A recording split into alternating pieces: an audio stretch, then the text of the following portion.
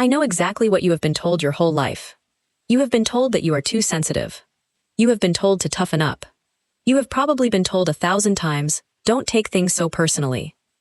Maybe you've even spent years apologizing for your tears, your emotions, or the way you react to things. But what if everything you've been told about your sensitivity is wrong? What if there is nothing wrong with you? You are not weak, you are not broken, and you are certainly not a mistake. Psychologists often describe people with this kind of personality as highly sensitive people. But I prefer another name. You are a supersensor. While some people experience the world in standard definition, your brain may feel like it's experiencing it in 8K resolution. You notice things other people don't. You notice small changes in someone's voice. You notice when someone's mood suddenly changes. You notice the atmosphere in a room before anyone says a word. And sometimes, that can make life feel overwhelming. But it can also be a powerful ability. Today we're going to look at why your sensitivity may feel so intense, and why it isn't necessarily a weakness. Because this isn't simply a personality quirk. It can be connected to the way you process information and emotions. Think of the human brain like a camera. Some people naturally filter out a lot of background information. They don't notice every little sound, expression, or change around them. But your brain may process more of those details. The texture of the chair, the sound of the refrigerator, the expression on someone's face, the tone in their voice, and the mood of the person sitting next to you. You may notice all of these things at once. That's one reason you can become overwhelmed more easily. But it's also one reason you may notice patterns, details, and emotional signals that other people completely miss. And then there's empathy. You don't just understand that someone is sad. Sometimes, you almost feel their sadness yourself. You see someone struggling, and their emotions stay with you long after the conversation ends. You see someone being treated unfairly, and you can't simply ignore it. It's almost like your brain keeps processing the emotional information even after the situation is over. And this leads to another important characteristic: depth of processing.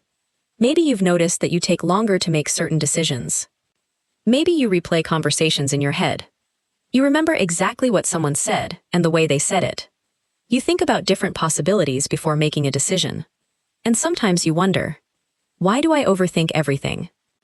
But maybe you're not simply slow. Maybe you're thorough.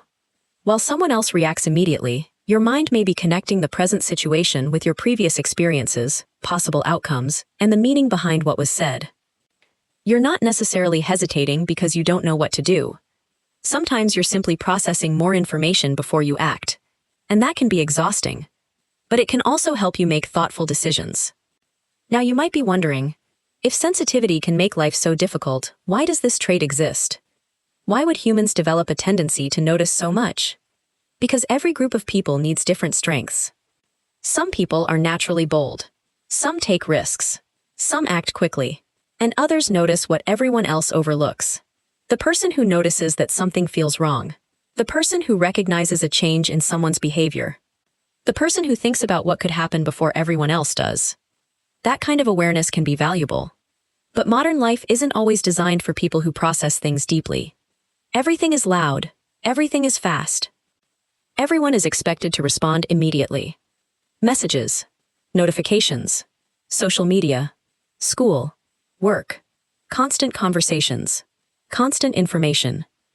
And when your brain is already processing a lot, all of that can become exhausting. So when you need time alone, don't automatically assume you're being antisocial. Sometimes your mind simply needs a break. Sometimes you need silence, because you've already processed enough. Think of it like a computer. If too many programs are running at the same time, eventually the system slows down. Your brain can feel the same way. You may need to step away from the noise. You may need some quiet time. You may need to be alone for a while. And that's okay. There's also a beautiful metaphor that explains this. Imagine two plants. One is a dandelion. It can grow almost anywhere. A sidewalk. A garden. A difficult environment. It adapts easily. But the other is an orchid. An orchid needs the right environment. The right amount of light. The right conditions. The right care. In the wrong environment, it may struggle. But in the right environment, it can bloom beautifully. Maybe you're more like the orchid. You've spent years trying to become a dandelion.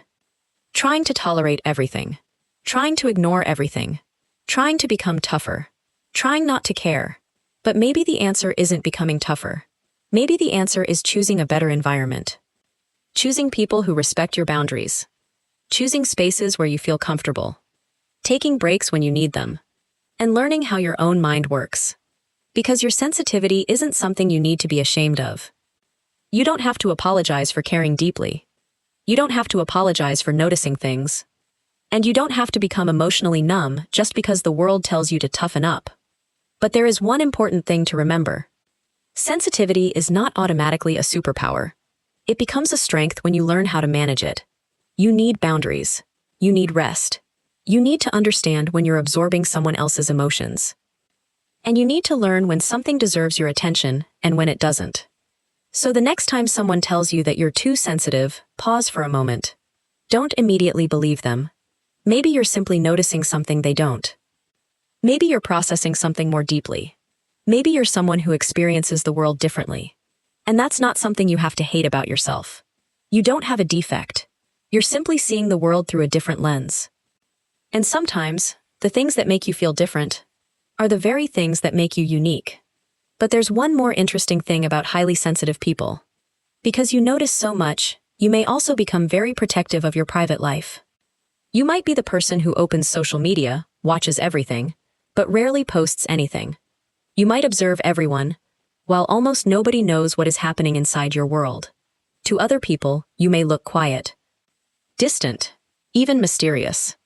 But what does psychology say about people who rarely share their lives online? Is digital silence actually a sign of confidence? Or could there be something deeper happening underneath? That's what we'll explore in the next video. If you want to understand more about your personality, emotions, and the hidden psychology behind everyday behavior, subscribe to Psychologist. Because here, we don't just look at what people do, we explore why they do it. Thanks for watching. And remember, understanding your mind is the first step toward understanding yourself. I'll see you in the next video.